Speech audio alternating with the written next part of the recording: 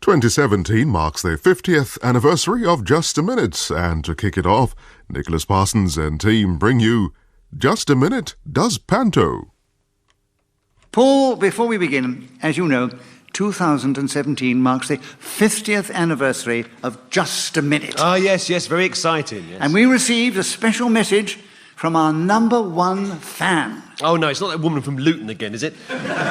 No, Paul, no, this one came from Clarence House. It's from His Royal Highness, yes, Prince Charles. The actual Prince Charles? Yes, the actual Prince Charles. He wanted to tell us about how much he enjoyed the show. We went to meet him at Clarence House, as you must remember. Oh, you might have to jog my memory. I meet so many people. I don't suppose we recorded it at all, did we?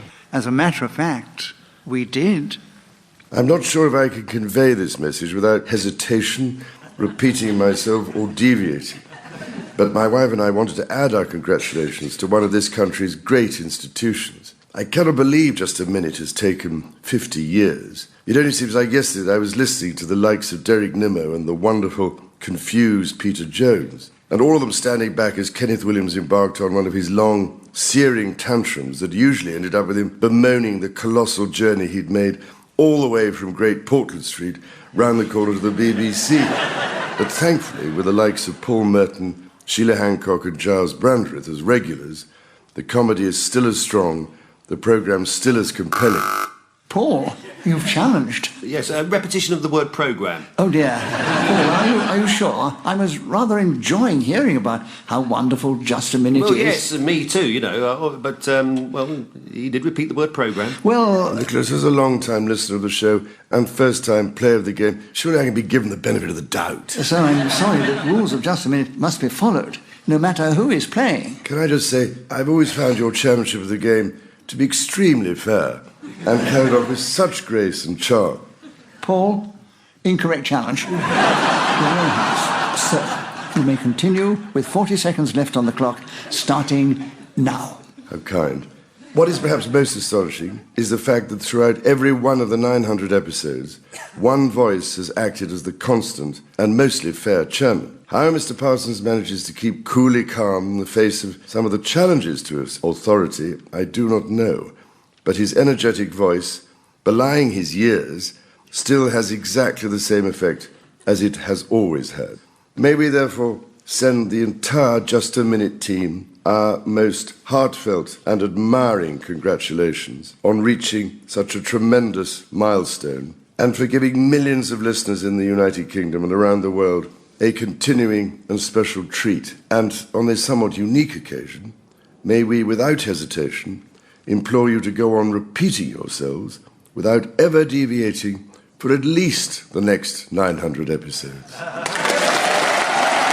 Ladies and gentlemen, our audience, listeners, wasn't that absolutely wonderful? I'm afraid I might become quite insufferable now. Now, Paul, it's time to kick off the 50th anniversary year with a bang. We have a packed audience here at Broadcasting House. We have a whole host of Just a Minute regulars waiting in the wings, which only leaves me to say, welcome to Just a Minute.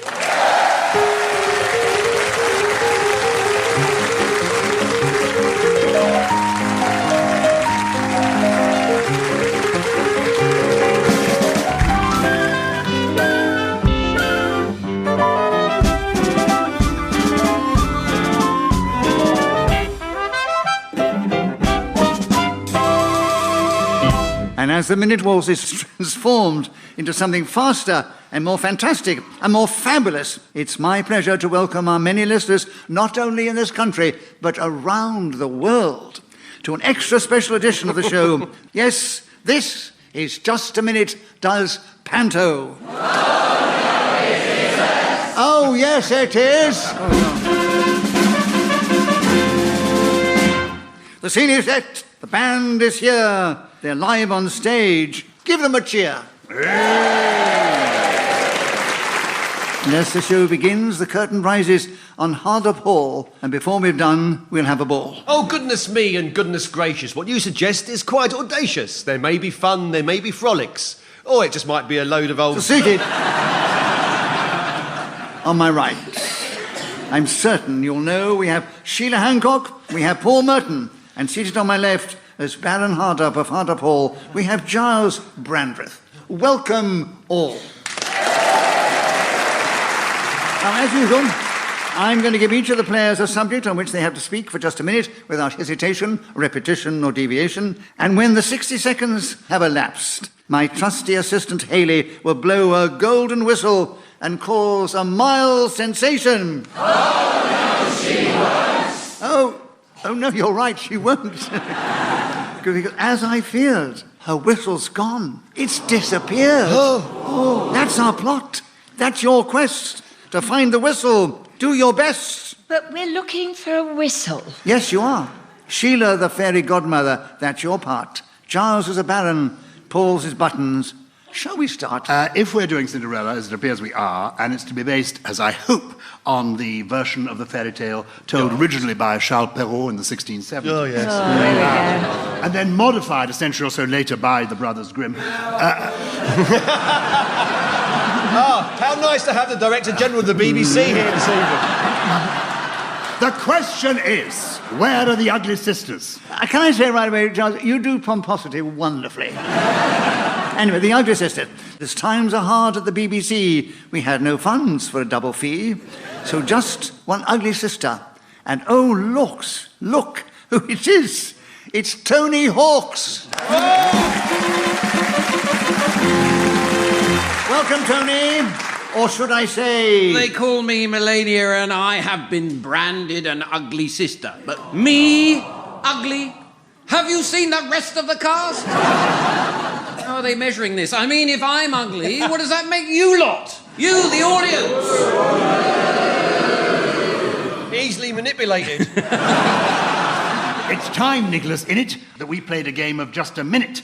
But without the whistle, how will we know the minute's ended? Have no fear. Haley will think of something splendid. Haley, have the BBC got something in their sound effects department you could use instead of the whistle?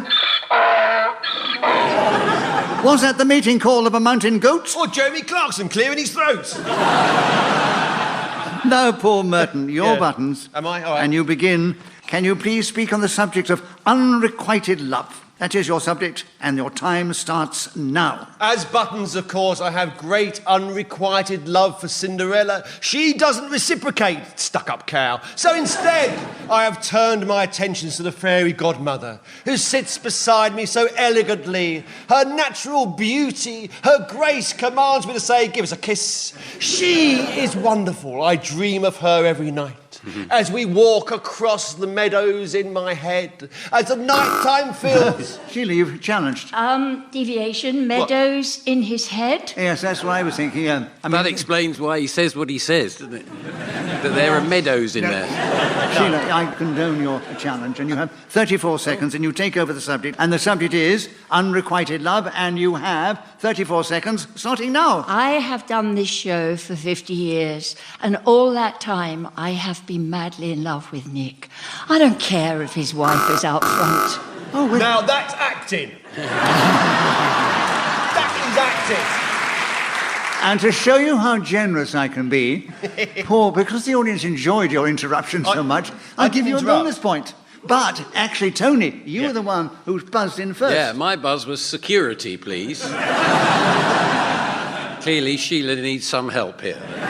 Right, anyway, no. So you carry on, Sheila, with unrequited love, and there are 25 seconds available starting now. When we first met, we were both quite young. It was a long time ago, but he was handsome and blonde and very elegant. Tony, you challenge. What do you mean, was handsome? Clearly deviation from the fact in front of us. I here. get an extra point for that because it's a wrong interruption. Tony, you won me over completely. You said was. But I was going to go on that you're even more handsome now. Yeah. You should let me go on. You might have got lucky tonight. You've ruined it now. You've ruined it. I was going to say with your grey hair, you're even better. Yeah. Now you're in trouble, Go Nicholas. on, let me have I'm in it. trouble. Which way do you turn? Sexy, Well, ugly I give sister? you a point because, technically it was a correct challenge. Technically. But Sheila was interrupted, so she keeps the subject with 17 seconds on unrequited love starting now. We met at the Paris. Gyles challenge. A repetition of Met. Yes, you that's met me true. before, unfortunately. So, Gyles, you got in with the correct challenge. A point to you. Unrequited love is with you. 14 seconds starting now. Before I moved into Hardup Hall, I lived in Widow Twankey's laundry. It was a complicated season. And it was then that I fell in love with Aladdin's mother. Oh, I had the hots for her, and she showed me her mangle. So, Gyles, Brandreth, speaking as the whistle went, then gained that extra point. Did the whistle go? I heard a sort of No, we haven't got the whistle. expectoration. We've lost the whistle. Oh, that's what That's we're the looking whole for. joke. We're You- looking- It's the one bit of plot we've got.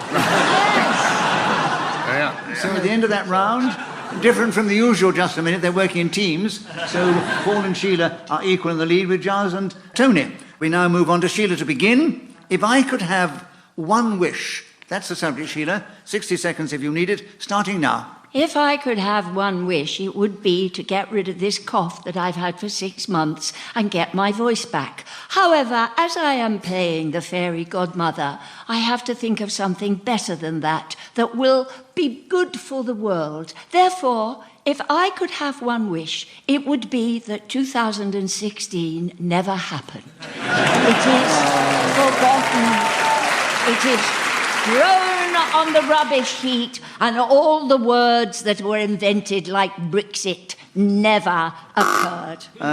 Tony, you challenge. I say Brexit. That's my challenge, yes. Well, what is Brexit? I think we knew what she meant to say, which was Brexit. And she Well, happened the whole to... point of this game is to be ridiculously picky. But also to try and be accurate and fair and coherent. Does that mean you're giving it to me? Yes, thank you, deviation from Nicholas. Brexit. You have the subject, a point, of course. If I could have one wish, Tony, starting now. If I could have one wish, it would be for everyone in this audience to have plastic surgery. Let's face it, I don't care. Give me everything you can. I'm an ugly sister that can take it. But frankly, that I'm in accord. Sheila, you challenge. Hesitation? Well, they're not going to be on my side now, are Absolutely. I think he was trying to keep going within the audience reaction, weren't you? they? Yes, absolutely. No, he actually paused in the audience Right, reaction. Sheila, you have the benefit of the doubt this time, and you have 8 seconds available still. No, is it me or him? You, my darling. Oh, right. And you have another point. If I could have one wish, starting now. I am going to tailor that wish and say that even though it was a simply rotten time, next will be better. So Sheila Hancock was speaking when the goat went into an awful noise, and her team with Paul Merton have taken the lead. They're one ahead Is of the it me, other or two. are the minutes seeing shorter? That's the difference 50 years makes. Yeah. I noticed that. A year used to take 12 months, now it's over in about 8 weeks. That's true. We're now all older than the Pope. Are we? Well, you are.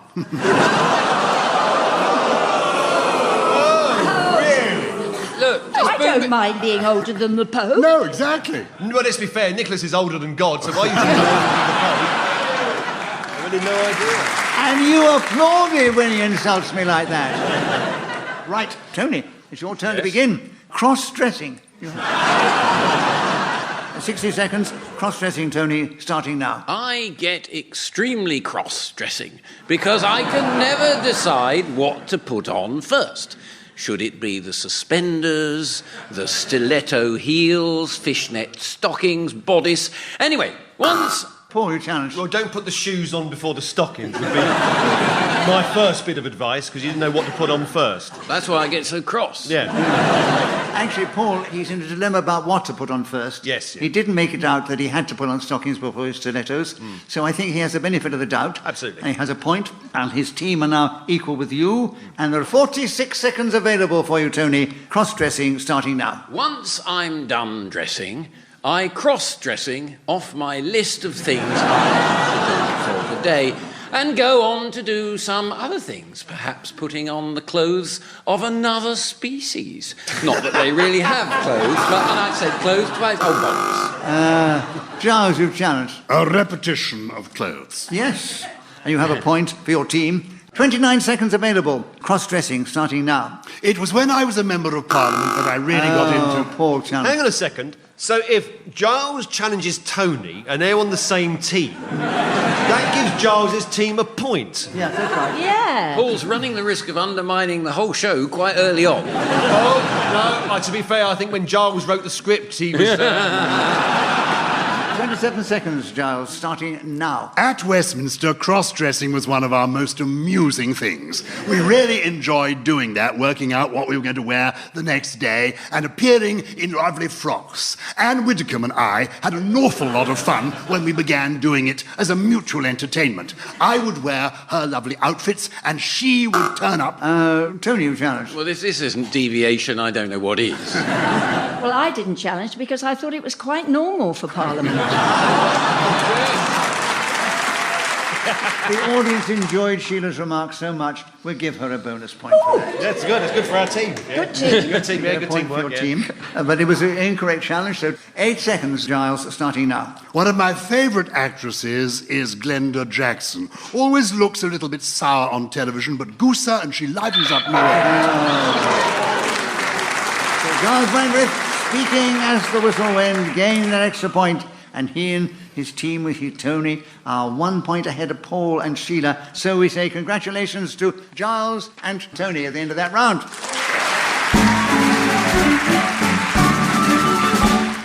What happens next? Where do we go? Let's ask the Genie of the lamp. He's bound to know. Passes the lamp to whoever wins the round. I've done that. You can tell when the script kicks in again, can't you? Yes, you won the round, Tony and Gyles. So as your reward, you get Aladdin's lamp, and you can give it a quick rub.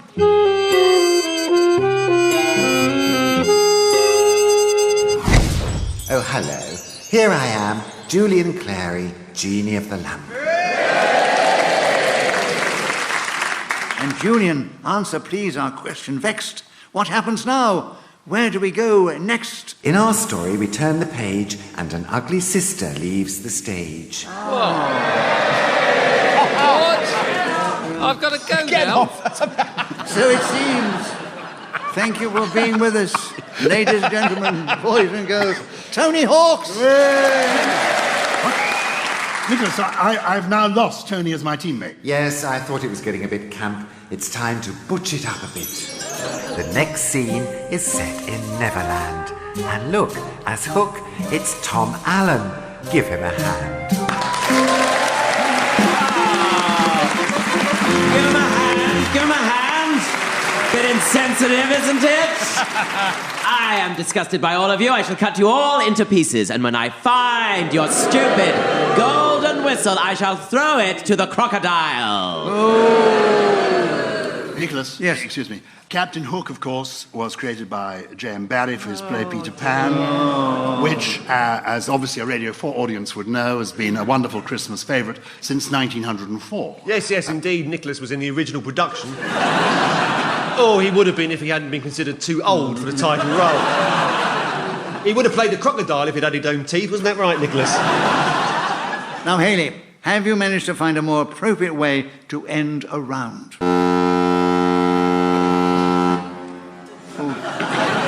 Sort of thing you've got to say pardon after that, haven't you, really?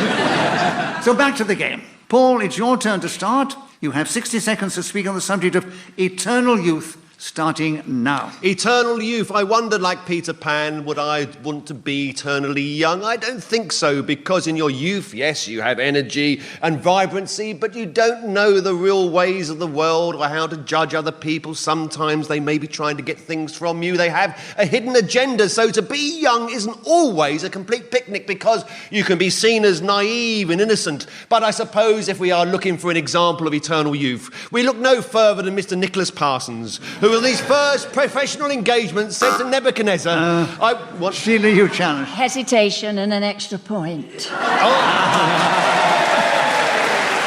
I'm getting the hang of it She's now. getting the hang of it. Sheila, we give you the benefit of the doubt and say yes, a correct challenge. A point to you, a point to your team. You have 29 seconds. You've got it. No, Oh, I've got it. yeah. Oh, yes. No, Okay. I'll buzz you again. No. Eternal youth, Sheila, starting now. No, my youth was spent languishing after Nick, so I didn't enjoy it. I don't want it back. The acne, all the fallen Giles challenge. Well, this is very curious deviation. A moment ago he was blonde and beautiful and she was lusting after him. Me acne. Oh, you had acne? Yes, I don't believe it. I did. You had acne once upon a time. I did have And blazing can I say, acne. what did you use? TCP. Do you know this isn't a TCP, medical discussion TCP programme? As interesting as you're making it, Giles, but within the rules of Just a Minute, you've had an incorrect challenge. The subject is eternal youth, and 20 seconds still available, starting now. I suppose one could be frozen, like they're talking about now. You're put in a tube when you're young. If you happen to pop off at the... Oh, Giles. A repetition of young. Yes. Oh, yes, you did She was mention young earlier, before. she was young again. So, Giles, another point to you for a correct challenge. And there are 12 seconds available. Eternal youth, starting now. Intriguingly, when Oscar Wilde was writing the picture of... Paul, you challenged. Well, it would have been more intriguing if it had been about Oscar Wilde. Who was this Oscar Wilde? What was that? Oh, no. He's now going to say that he had a friend called Oscar Gyles. Yeah. So within the rules of Just a Minute, that was deviation from the language that we understand, and, of course, the name that we understand. So, Paul, you have a correct challenge, and you have 10 seconds still available. Eternal youth, starting now. George Bernard Haw was looking out the window. Well, who's buzzed that? Who's buzzed that? Giles, you challenged. George Bernard Haw, an old friend of Oscar Wilde. Yeah. Is he not allowed to be eternally young as well? No. Deviation. So, Giles, you have a correct challenge. You have 7 seconds still available. Eternal youth, starting now. Sir James Barry was fascinated by the notion of eternal youth, and he himself was in search of lost boys for many years, and eventually found one as a result, of a foghorn. So, Giles Brandreth, speaking as that noise occurred, gained an extra point, of course, and he's now put his team forward. They're 4 points ahead of Sheila and Paul. And, Sheila, would you begin the next round? The subject, Sheila, is crocodile tears. 60 seconds starting now. Crocodile's tears are usually steers. No. I'm sorry, Sheila, but you did stumble over crocodile I did. tears Yes, there. you did indeed. I was crocodile desperately tears. trying to think of something to say about crocodile tears. No, well, I feel bad now. I've done that. But, No, but they you did want get to- it wrong, and I did want to tell everyone. No, but you're Captain Hook. You're allowed to be vicious. Yes, I'm allowed to be vicious. I haven't got a hand. You'd be annoyed. Yeah. Sheila, you played Wendy, haven't you? No, I played Mrs. Mrs. Darling. Yes, Mrs. Darling. Excuse me, Giles, this is my bit. I know. But I was just reminding people that you're Captain Hook and that she's been Mrs. Darling. Was it fun to play? It was amazing. It was at the Royal Shakespeare Company, and there were people flying over the auditorium, and it was wonderful, except the flying always went wrong. And there was one terrible night when my children were supposed to fly off with Peter Pan, and the wires didn't work, and I was left with Peter Pan, and the children went. So we invented a whole subplot about Mrs. Darling having an affair with Peter Pan. So, Tom, you had a correct challenge. Oh. And you had the subject, and you got in with 58 seconds still available on crocodile tears, starting now. Crocodile tears are the insincere emotion expressed when you don't really feel sad about something, but you want people to like you more. It's said to be committed in the same way that it is committed... Oh, I was having such a lovely Christmas. Don't worry, it's your partner who's challenged you. Typical. What is it, Giles? What was it, I wonder? A repetition of committed. You can be too committed. in life. I should were be committed, committed, I Tony. think. Your team has got a point, and it's crocodile tears with Giles. 43 seconds available, starting now. Crocodile tears is one of my favourite phrases. It dates back to the ancient world. Plutarch first used it in literature, and then William Shakespeare, an extraordinary writer with a vocabulary of some 26,000 words, uses the phrase half a dozen times in half... Paul, you challenge first. Two halves. Yes. Make up Making the whole point for somebody, but not us. And A Paul, game you've of two got halves. in with 25 seconds to go, and the subject is still crocodile tears, starting now. As we met on the banks of the Amazon, our eyes danced together. A romantic twilight was beaming between us. The crocodile had a smile I'd never forget. I had a handbag in my hand, which the crocodile said used to be its cousin. But I said, no, I'm after you, can you not tell? Those gnarly green lumps on your back are driving me insane with lust. Let us dive deep beneath the mud and take ourselves... Thank goodness it stopped there. So, Paul Merton was speaking as whistle when gained that extra point, and his team now are still trailing Gyles and Tom, but they're only 3 or 4 points behind, and we go into the next round, and the subject now is the plank. Tom, 60 seconds, if you want it, starting now. The plank is a name we gave to a boy at my school called Graham because he was so stupid. However... Paul challenge. Hesitation. Yeah, there was a hesitation. There was just a breathing. Yeah, I know. No, you can't Don't you breathe? No. Not the only plank at your school, then. Paul, you're so mean. And me, a relative newbie and all. I'm feeling sorry for Graham, who's not here. Who's not here, because he's not real. Anyway. Right, on with the game. Paul, correct challenge. Another point to you. 51 seconds available. The plank starting now. It was a short film made by Eric Sykes twice, once in the 1960s and again some 20 years later. The original starred himself, Tommy Cooper. I believe Arthur Lowe might even have played a part. Certainly Jimmy Edwards was in there as a policeman. It was one of those silent comedies that the Sheila, you got in. Well, we got an extra point. Oh, an extra point. Yeah.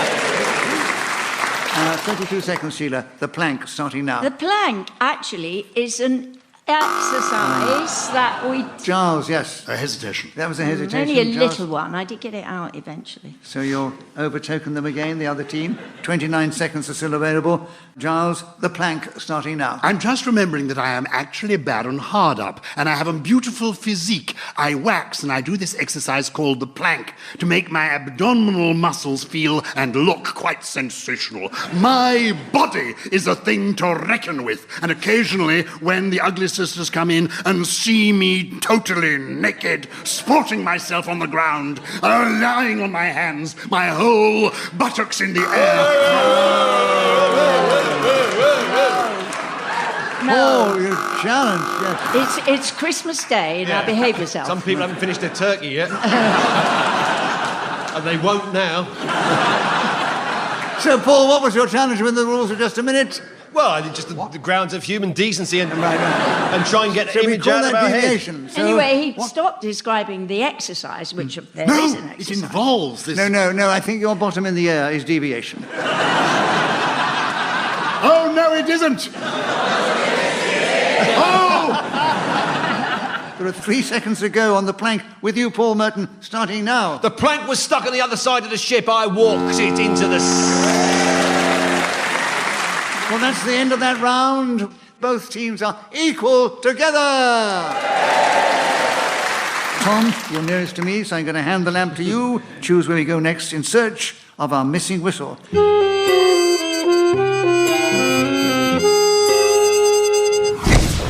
Change of scene and change of cast.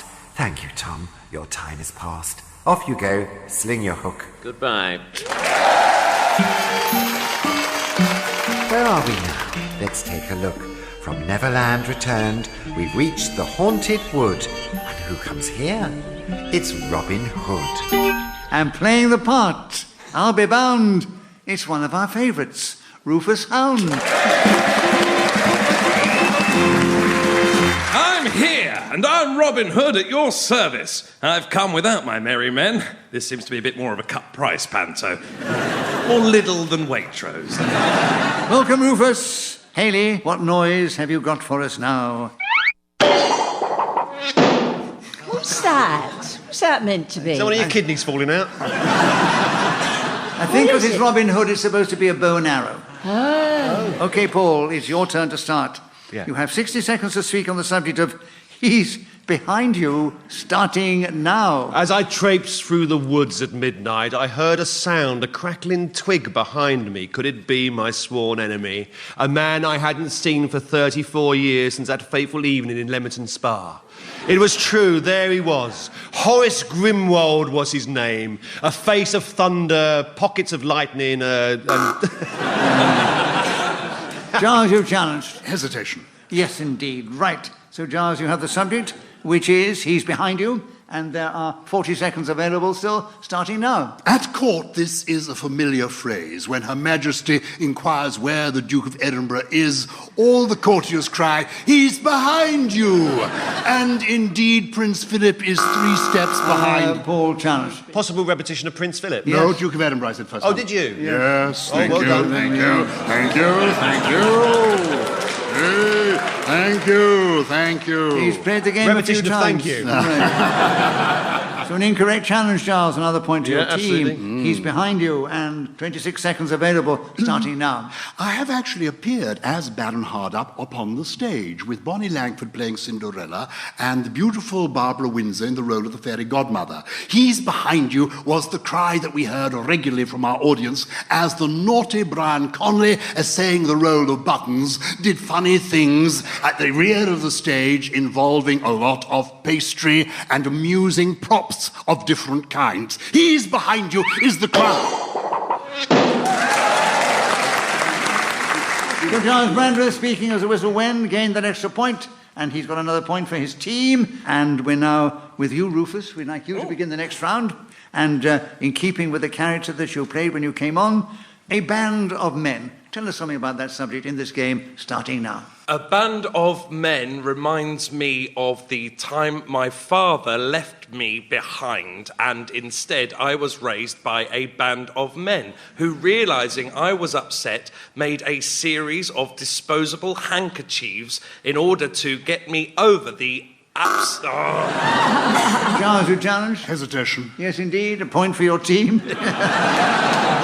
A band of men is with you, Giles. 41 seconds available, starting now. I have recently joined a band of men. It's not a boy band, it is indeed a band of men, led by Sai, a South Korean, who is teaching me this marvelous new dance. I got it from my daddy, is what I do, and I sing this dancing away in a most curious fashion. I was arrested, in fact, on Thursday night, somewhere in Soho, doing this thing with my band of men. I hoped it would be a happy experience. It's turned out to be quite traumatic. In fact, I am now on drugs, but Class A because I'm a conservative. And the whole point of this story is that being in a boy band, oh dear, I've repeated boy. Oh, right. Paul, you challenge. Repetition of boy. Yes. Yes. Yes. So you got in, Paul, very cleverly with 5 seconds to no. go. Yes. On a band of men, starting now. I think of the band of men that won the World Cup for England. Gordon Banks, Ray Wilson.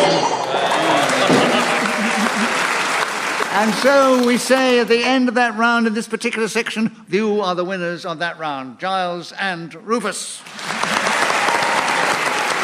And as you're in the lead, Rufus, will you please take the lamp and rub it and see what happens.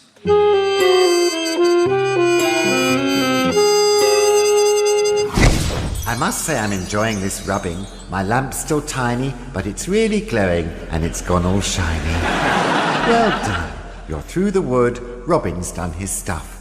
So goodbye, Rufus. Enough's enough. Thank you. We're off to the ball, and here she comes. Good heavens. As Cinderella, it's Pippa Evans. Welcome, Pippa, welcome. Oh, it's lovely to be here. Oh, look. How do you want this Cinderella played, Giles? Do you want the Cinderella sort of... I think more street. More street? Okay, yeah, sure, right, okay. Oh, it's lovely to be here. Yeah, look at my pumpkin. Oh, look at those ponies. Look nice. They preferred the first version. No, I like that. There was Oh, no, they didn't. Oh, yes, they did. Of course they did. It's Radio 4. Hayley, what noise have you got for us now? We've lost the whistle. Oh, a klaxon. Sheila, your team start, and the subject for you is having a ball. I have been having a ball tonight with this newly shaped Just a Minute, which I don't begin to comprehend the rules of. However, I'm sure that the audience at home will be so full of Christmas dinner that they won't give a damn whether we... And, Giles, you challenge. They're going to have to eat very early indeed, since we're going out at 1:15 in the afternoon. Is that particularly early for Christmas dinner? Or do you not eat till the Queen? Some people will be having their Christmas dinner at 1:15. What time do you have your Christmas When do you have dinner? your dinner? Oh, I'm so sorry. So an incorrect challenge. A point to Sheila there. Snobbish challenge, I thought. Right.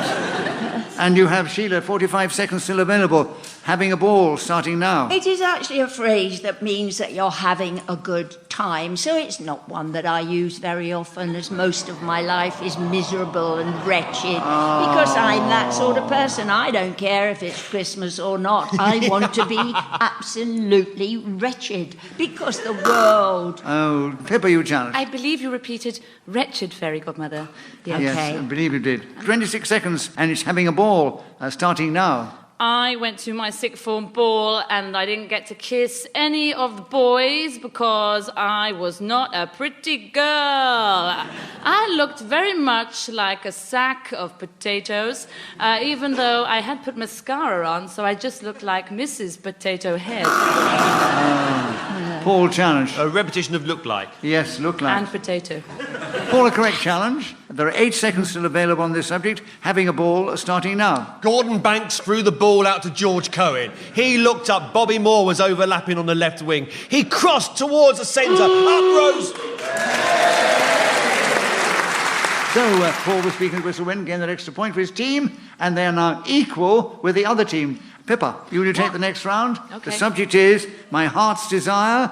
60 seconds starting now. My heart's desire is to one day sing a duet with Brian Conley on the Royal Variety Show, and I'm hoping, Charles, if you're listening, that you might make that happen. Me and that man off the telly from the 90s, we'll walk down a golden staircase singing Ooh Twalalula, which is a classic song from 1926 written by Wister Jabambao and Cornelia Veranda. All challenge. I think possibly deviation from the facts of musical theatre as we understand them. The correct challenge. We know it wasn't written by that person. And there are 34 seconds available. My Heart's Desire, starting now. As I looked towards the mountains where I'd last seen her, the sun kissed the top of the slopes, and I realised I would miss her forever. Her name was Madeline. I'd never caught her last. She had beautiful blonde hair, golden blue eyes, which is an odd mixture. Sheila, challenge. Deviation, golden blue. They're either golden or they're blue. I said it was an odd mixture. Sheila, you've got another point for your team. Oh, no, it's outrageous. I've come here all the way from Great Portland Street to do this show. So the outrageous bring me out for this. They shouldn't have women on this show. Shouldn't have women on the show. That was his secret. He always used to say stop that. messing about. Stop messing about.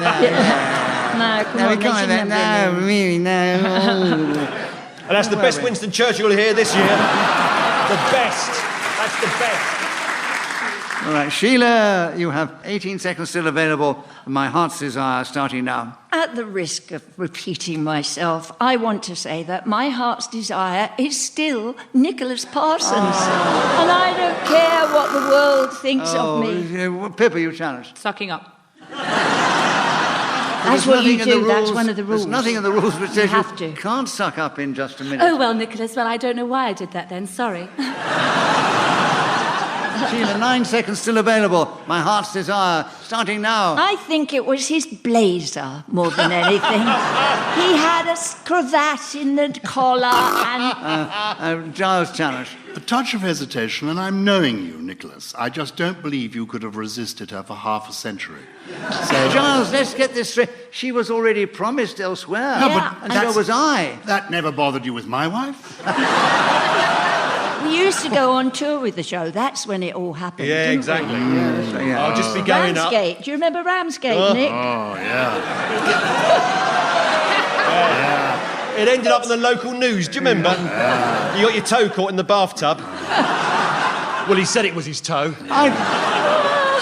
He said it was a bathtub.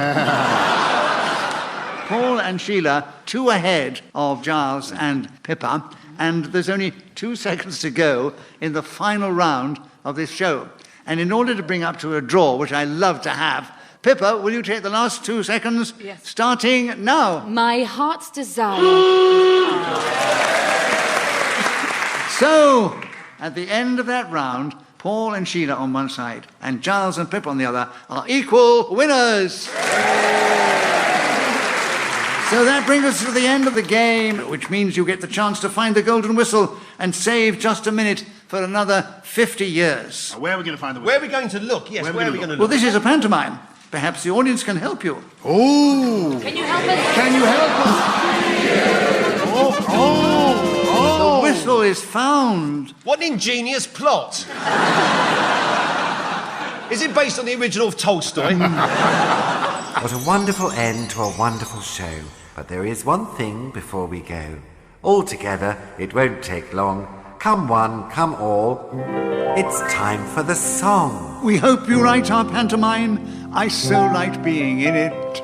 I love the way the pantomime is just like just a minute. I know I think you're right. We both bring all our fans together. And Panto, just like Nicholas, has been going on forever. We do have lots in common, general silliness and farce. And in both I always seem to play the horses up. As to Ian Messiter, we really are indebted. But we should thank the listeners too, or else we might regret it. It's all about you. It's all about you. And 50 years of just a minute we've loved through. To fans old and new, around the world too. I've enjoyed this interruption. Take a bonus point or two. Just a minute has become a great British tradition.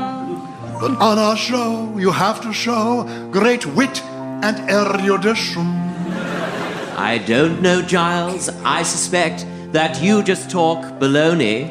Oh, and I've been known to stretch the time by speaking really slowly. No hesitation, repetition, or deviation from the theme. Double entendre, I'll give you one. But try to keep it clean. It's all about you. It's all about you. And 50 years of just a minute we've gone through. To fans old and new, around the world too. We enjoyed this interruption. Take a bonus point or two.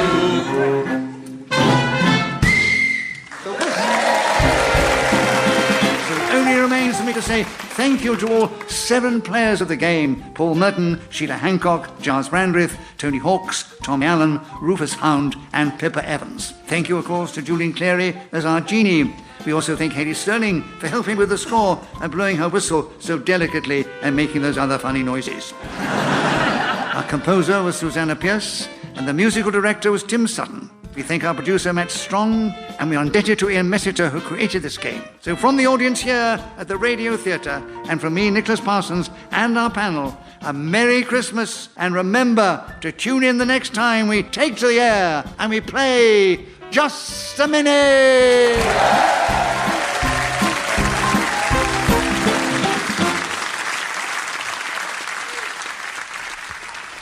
Just a Minute Does Panto was a BBC Studios production, and the Just a Minute team will be back with a new series later in the new year. Coming up in a couple minutes after the news, in Gardener's Question Time, Eric Robson chairs a special festive edition recorded in the State Dining Room of the Prime Minister's House, number 10 Downing Street. The programme includes an exclusive interview with the head gardener, Paul Schooling, who's gardened at number 10 for more than a quarter of a century. That's Gardener's Question Time in 2 minutes.